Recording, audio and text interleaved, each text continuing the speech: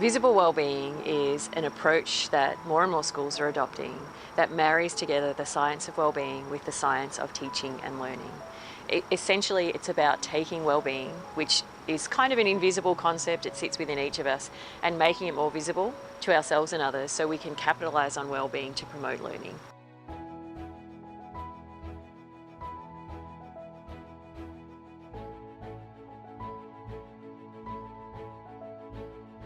I think there's going to be a tremendous amount of pride in Ridley being the first foundational school in North America for visible well-being.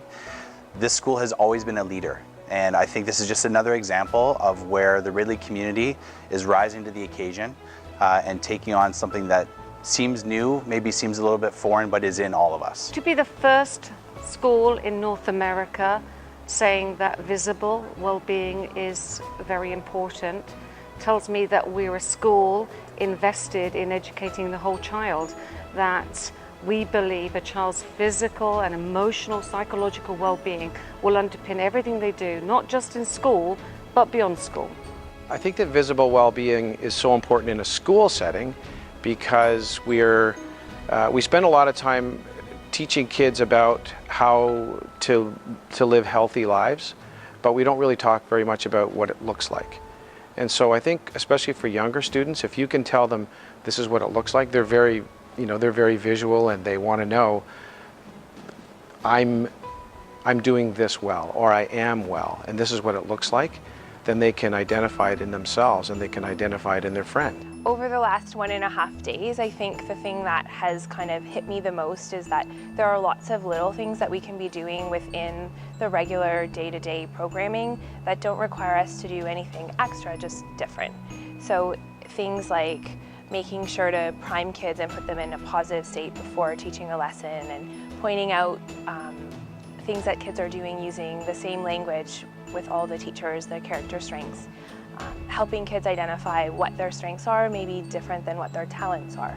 Emotions are complex, and we need to be sharing and teaching students what they mean and having them identify those within themselves. This is a systemic approach. So it's the ethos where we all take part and we all share and we all engage with each other.